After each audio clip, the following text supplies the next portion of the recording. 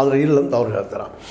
ಈಗ ಧರ್ಮ ಸಂಘಟನೆ ಯಾರಿಗಪ್ಪ ಅಂದ್ರೆ ಹೈಕಮಾಂಡ್ಗೆ. ಅದಕ್ಕೆ ಇವತ್ತು ಏನಪ್ಪ ಅಂತಂದ್ರೆ ನಮ್ಮ ರಣದೀಪ್ ಸಿಂಗ್ ಸುರ್ಜೇವಾಲಾ ಪ್ರಧಾನ ಕಾರ್ಯದರ್ಶಿಯವರು ಬರ್ತಾ ಇದ್ದಾರೆ. ಈ ನೆಲೆಯಲ್ಲಿ ಇದನ್ನು ಬಗೆಹರಿಸೋಣ, ಸಾರ್ಟ್ಔಟ್ ಮಾಡೋಣ, ತಿಳುವಳಿಕೆ ಕೊಡೋಣ.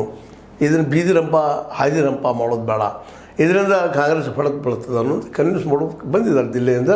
ಜೊತೆಗೆ ಏನಪ್ಪ ಅಂತಂದ್ರೆ ಈ ಒಂದು ನೆಲೆಯಲ್ಲಿ ಗಾಂಧಿ ಭಾರತ, ಯಾಕೆ ಮೊನ್ನೆ ನಮ್ಮ ಮಾಜಿ ಪ್ರಧಾನಿ ನಮ್ಮ ಮನಮೋಹನ್ ಸಿಂಗ್ ತಿಳ್ಕೊಂಡಾಗ ಒಂದಿನ ಮುಂದೆ ಹೋಗಿರ್ತದು. ಆ ಒಂದು ಕಾರ್ಯಕ್ರಮ ಬೆಳಗಾವಿ ಮಾಡೋ ಸಲುವಾಗಿ ಇನ್ನಷ್ಟು ಗಾಂಧೀಜಿಯವ್ರ ವಿಚಾರಗಳನ್ನು ಭಾರತಕ್ಕೆ ಎಲ್ಲರಿಗೂ ಮುಟ್ಟಿಸುವಂಥ ಕೆಲಸವನ್ನು, ಅದರಿಂದ ತಮಗಂದ್ರೆ ಕಾಂಗ್ರೆಸ್ಗೆ ಅನುಕೂಲ ಆಗಲಿದೆ ಅನ್ನೋ ಕಾರಣಕ್ಕೆ ಅದೊಂದು ಜೋರ್ದಾರಾಗಿ ಮಾಡಬೇಕಂತ ಬಂದಿದ್ದಾರೆ. ಅದಕ್ಕೆ ಎಲ್ಲರೂ ಇವತ್ತು ಕೂಡ್ತಾ ಇದ್ದಾರೆ. ಮಾಜಿ ಶಾಸಕರಾಗಿರ್ಬೋದು, ಕಾರ್ಯಕರ್ತರಾಗಿರ್ಬೋದು, ಸಚಿವರಾಗಿರ್ಬೋದು, ಎಲ್ಲರೂ.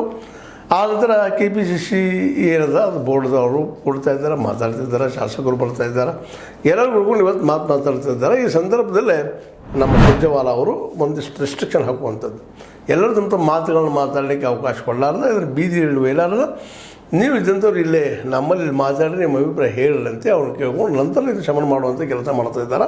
ಈಗ ಎರಡೂ ಕಡೆ ಜನ ಜೋರ್ದಾರ್ ಅಂತ ಫೈಟ್ ಮಾಡ್ತಾಯಿದ್ದಾರೆ. ಅದರಲ್ಲೂ ಮುಖ್ಯವಾಗಿ ಸಚಿವರು ಅಂತ ಈಗಾಗಲೇ ಮ್ಯಾಕ್ಸಿಮಮ್ ಸಚಿವರೆಲ್ಲ ನಮ್ಮ ಸಿದ್ದರಾಮಯ್ಯ ಜೊತೆಗೆ ಕೂಡಿದ್ದಾರೆ. ಮತ್ತು ಅದರಲ್ಲೂ ಅವರು ನಮ್ಮ ಓದಿನ ಸೀನಿಯರ್ ಅದಾರ, ಪಾರ್ಟಿ ಕಟ್ಟಿದವರಿದ್ದಾರೆ. J. ಪರಮೇಶ್ವರ್ ಅವರಾಗಿರ್ಬೋದು, S. K. ಪಾಟೀಲ್ ಅವರಾಗಿರ್ಬೋದು, ಇನ್ನುಳಿದ ಅನೇಕ ಸಚಿವರಾಗಿರ್ಬೋದು, ಸತೀಶ್ ಜಾರಕಿಹೊಳಿ ಅವರಾಗಿರ್ಬೋದು. ಸತೀಶ್ ಜಾರಕಿಹೊಳಿ ಅವರಂತೂ ನಮ್ಮ ಸಿದ್ದರಾಮಯ್ಯರಿಗೆ ಅತ್ಯಂತ ಬೆನ್ನೆಲುಬಾಗಿ ಬಂದಂಥವ್ರ.